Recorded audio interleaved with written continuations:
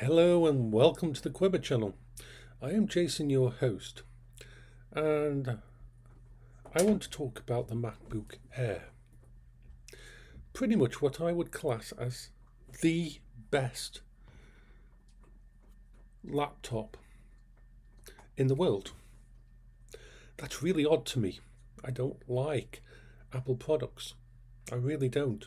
I have an Apple iPhone 11 and it's never gone outside the house. It is used for one purpose only, as a camera phone to connect to OBS on my main machine when I used to do all my vlogging there. That is the only reason I use it. I don't game on it. I don't use it as a phone. It doesn't have a SIM card in. I hate Apple products. This was a gift, the MacBook, the M4 version, as part of a phone contract. I thought, hey, I can sell it later. I can make some money. I can use it as a investment to sell on eBay when I need some cash. I'd seen all of the things online where they do top 10 fucking laptops in the world, and you always saw the MacBook Air on that list, and it's like, no, I'm going to avoid that. I'm going to look at the PC versions. I will never go back to a PC laptop, a Windows laptop, a Linux laptop. This unit here has spoilt me in every way, shape or form. The camera.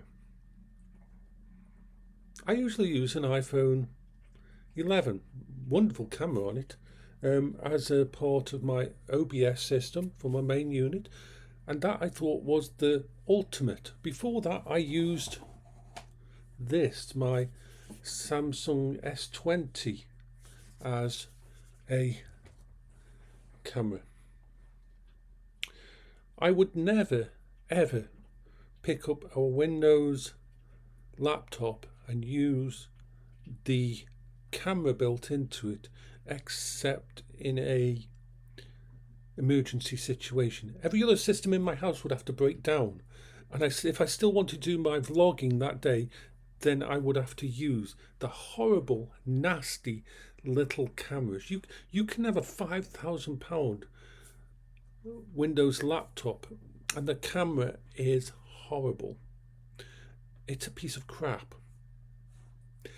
It's never ideal. And I assume that would be the same on an Apple product, on this damn system. No, I don't use. I have these. I have my DJI. I have really good mics. I could connect into this system. I've got an AT2020 Technica mic on a boom arm there that I use when I'm gaming and when I'm on Discord. I have a good system. But the built-in mics in this fucking laptop are amazing. In this one system, if I ever had to leave the house and I wanted to do vlogging, I wouldn't pick up any other system in my house. I'd pick up this MacBook Air. It bothers me a lot because I'm not a Mac person.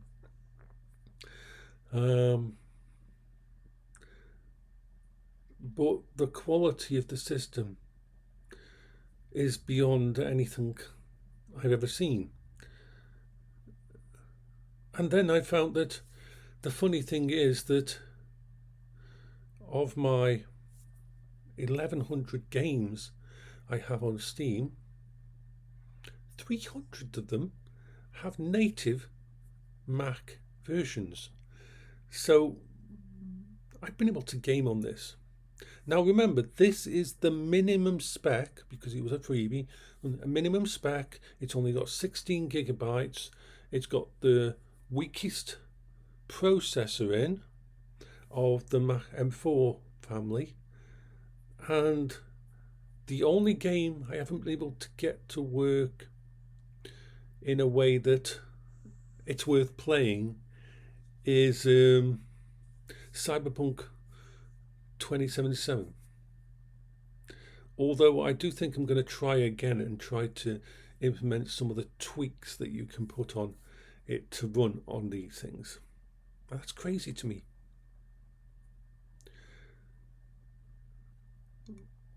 This is the best laptop I've ever used in my life, and I have had hundreds of laptops.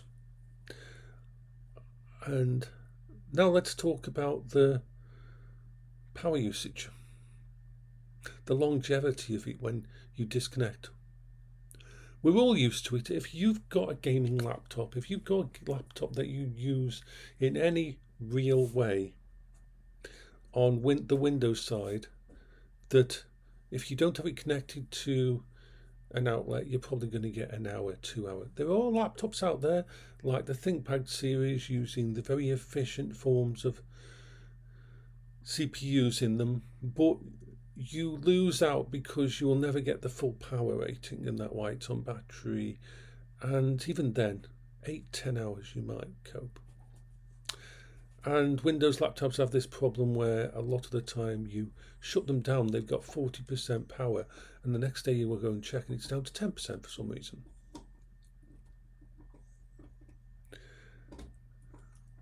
I put this system on power once a week. I wait till it gets down to about 30% power, and then I'll charge it back up to 85%. And then that lasts for a week. I do my browsing on it, I do some Discord on it, I do some bits and pieces. I even game on it now and then. I've got a gaming controller connected to it. And I I'm really always trying to see a way that this isn't the best. And it does all of it without a fan inside. Without a fucking fan. The damn thing is silent. At all times. You know, at the end of the year I'm going to have some money and I could afford to buy any Windows laptop out there. I could spend £5,000, £6,000 on a fucking crazy ass laptop. I could get a framework laptop with all the bells and whistles. And even though I've looked at them, I just keep looking back at this and thinking, fuck. Using this has spoilt, absolutely spoilt me for having any other type of laptop. Yes, I still hate the closed garden approach of Mac OS. It is my most hated operating system. But the testament is that I've learned how to use it and navigate it. The file system in it on a Mac is so weird compared to a PC normal thing. But I've learned it because this fucking thing is amazing. It really is. It's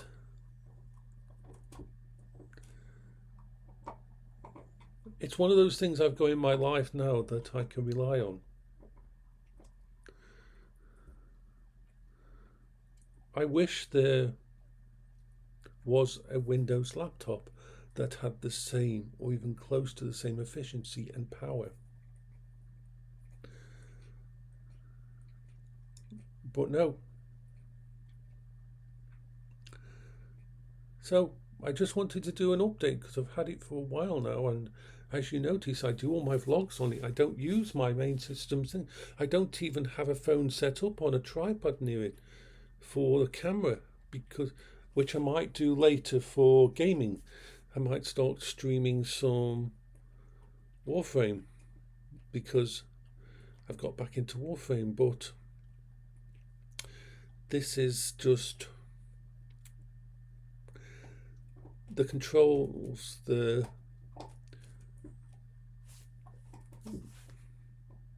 trackpad, which I hate trackpads. There's only two laptops in my past that have had effective trackpads. There was a version of the Alienware laptop that I had a long time ago, probably in the early 2000s or something. No, actually 2014 probably.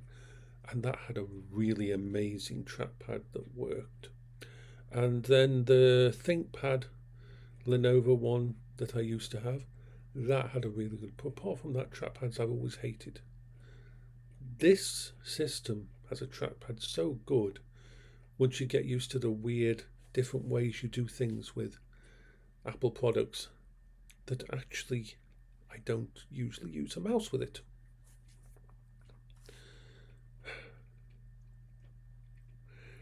So my recommendation is this: if you want a laptop that can do a bit of gaming, that can do all of the browser stuff, that can do all of the bits and pieces that you need, even a bit of LLM work and AI work, the MacBook Air M4 is fucking amazing. I'd love to say, hey, this is crap, I made a mistake.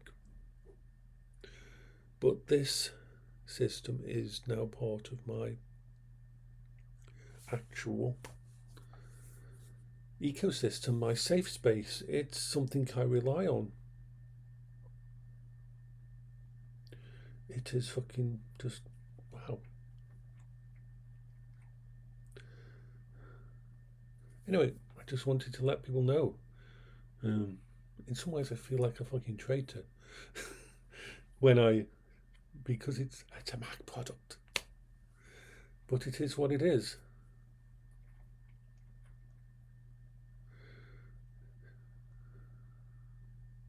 So I'll give you a few tips. If you're coming from a Windows user and you come to one of these, it's not easy. It feels weird.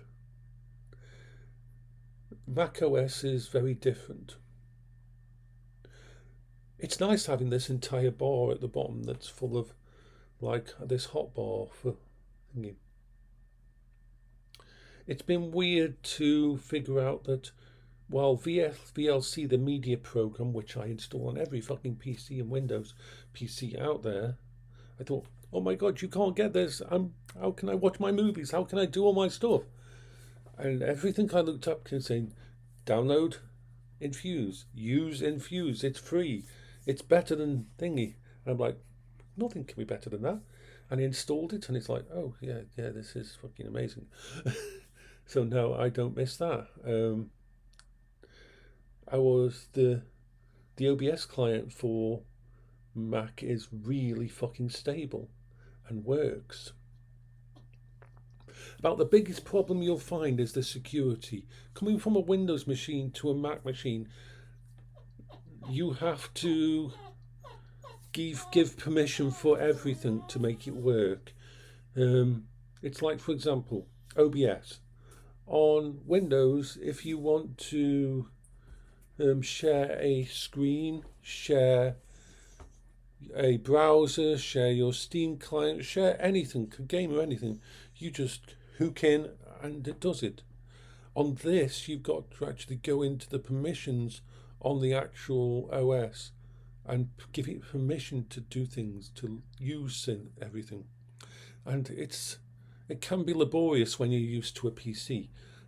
It is a much more security system turned on all the time, and you have to turn bits of it off to be able to do things.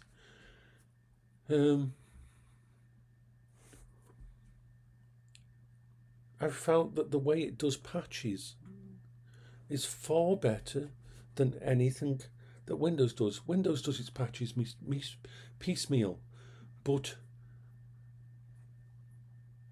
OS thingy, you have less issues because what they do is all the little fixes and that come in a package, and usually actually they do them in big lots instead of small lots when it's time to do it.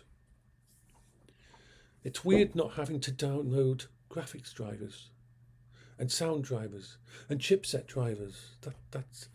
It's all just built into the OS. That's something that you don't realize just how much stuff you do on a Windows PC to set one up. All the different places you have to go for drivers, all the different places you have to tweaks and that become muscle memory, become completely normal to us because we're used to it. But on this, it's just taken care of by the OS when it does it updates. You don't have to actually go, oh my god, I need a driver for this, and so on. It's just automatic, and it's weird. It takes a bit of getting used to. The file systems are interesting. I've got a 4 terabyte SSD connected to it externally, and that holds most of my operating system. It's pretty damn amazing. Anyway, I am going to let you all go now. This has been on for too long. I'm just going to shut this down. I hope you all go and have a good day. Bye bye for now.